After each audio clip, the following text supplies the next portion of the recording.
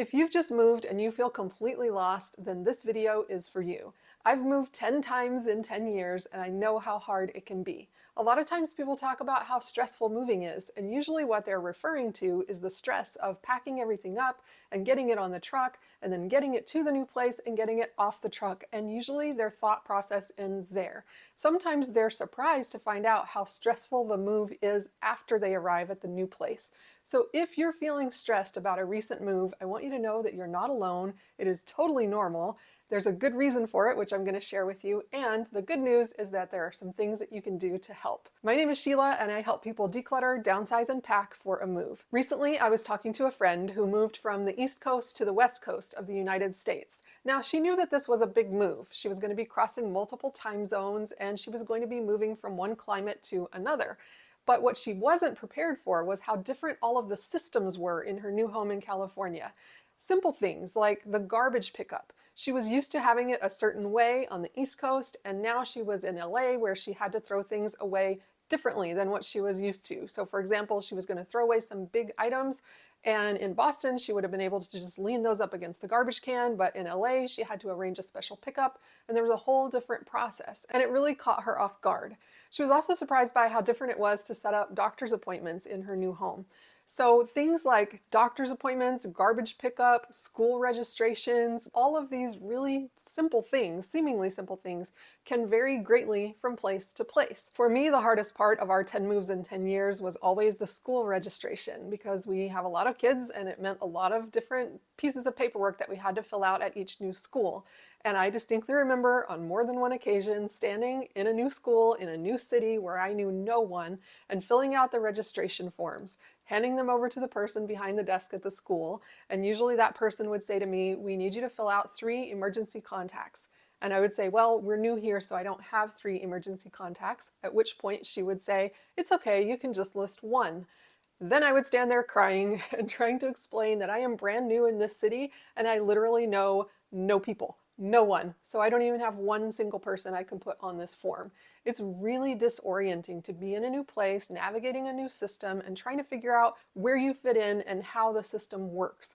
So if you're feeling that, if you're feeling this stress after a move, especially if you're thinking, wait a minute, I thought the stress would be over now that I'm here and I've got the boxes off the truck, then I want you to know that there is a reason you're feeling that way. I am a language teacher, so for many, many years I have taught English as a second language or English to speakers of other languages. And in the process of learning a language, we have these things called the 4 H's. And they apply not only to learning a language and adjusting to a new culture, but also to a move. So these are the 4 H's of a move: honeymoon, hostility, humor, and home. Let's break down each one. The first one is the honeymoon period, when you move into a new place and you're so excited. Maybe this move was exactly what you wanted and you thought that this was going to be such a huge positive step for you, and maybe it is, but it's totally normal for that honeymoon period to wear off and for you to then feel a little bit disoriented, like, wait a minute, things are not quite as I expected. So typically with a move or with any other big life change, you're going to have this honeymoon period where things seem really exciting. You don't really notice all of the little things that are going wrong. You're just in this honeymoon period. Maybe you didn't have that at all, but a lot of people have this honeymoon period first. That honeymoon period is often followed by the second H, which is hostility. And that is where you start to realize this place is not at all what I'm used to. I feel uncomfortable, I feel anxious, maybe I feel angry, and that is the hostility phase.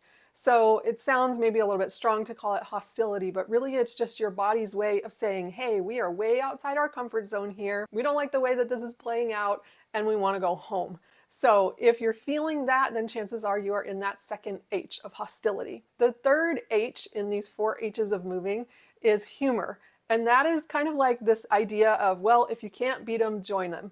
So I'm in a new place, I don't like the way they do things, or I'm not used to it, or it seems a little weird to me, but maybe it's quirky and I can actually start to laugh about it at this point. That's the humor phase. Now, sometimes it takes a while to go from the hostility phase to the humor phase.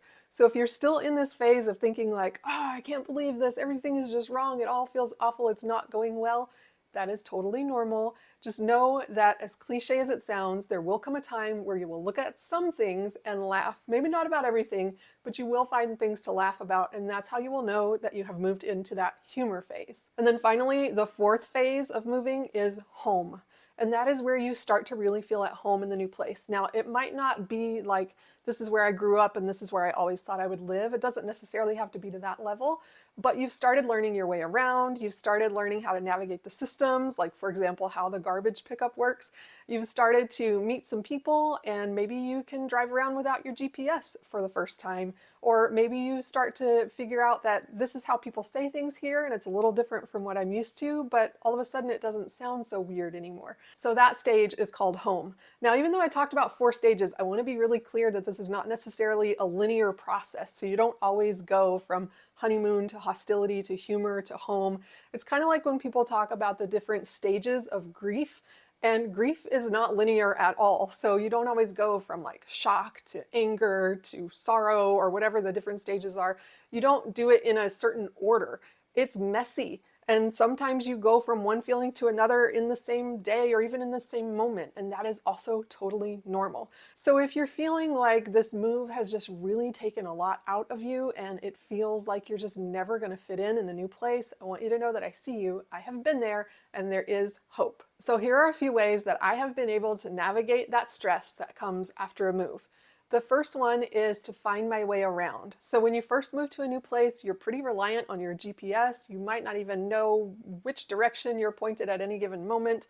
People are trying to give you directions and you don't understand the street names or the landmarks that they're using. And that alone can be really disorienting and really upsetting to the nervous system.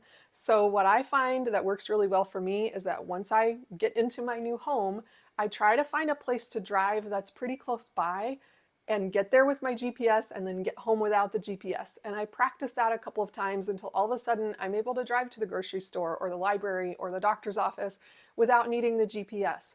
It's amazing how empowering that is. Just knowing your way around even just a little bit can help you not to feel so lost, both literally and figuratively. So learning your way around is really important. The second thing is to get connected with people. So if there's a group you can join, or maybe a book club, or a group of friends, or a community volunteer organization, whatever your thing is, then do that. Now, maybe you're thinking, Sheila, I'm an introvert, and you telling me to join a group sounds absolutely horrifying to me. I don't want to do that, and that's okay. I totally get it.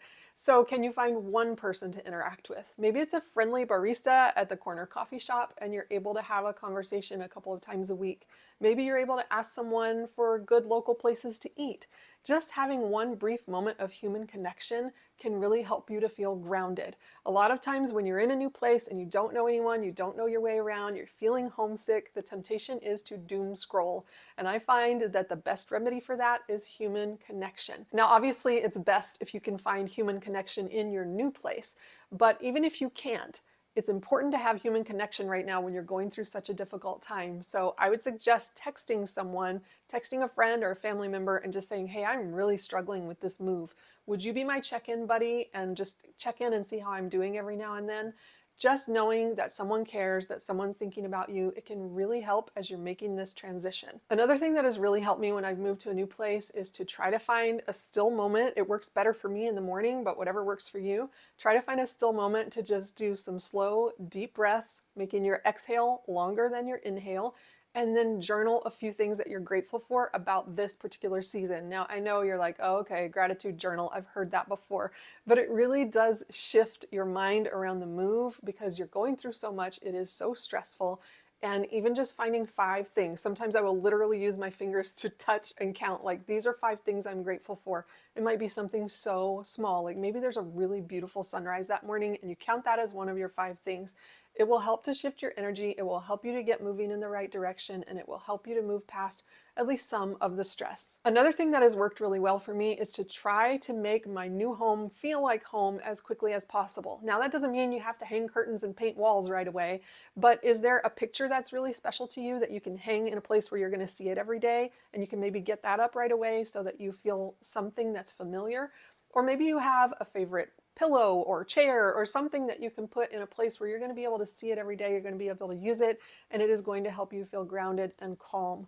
All of those things help. Our brains really crave the familiar, especially when we've gone through a major life change. And like I said, moving can be really disruptive to the nervous system. It can be really stressful, even if you're moving under the best of circumstances. So if you're feeling really stressed about a recent move, I want you to know that I see you and that it's totally normal and understandable. You will get through this. And if you need support, feel free to watch this video right here. I'll see you there.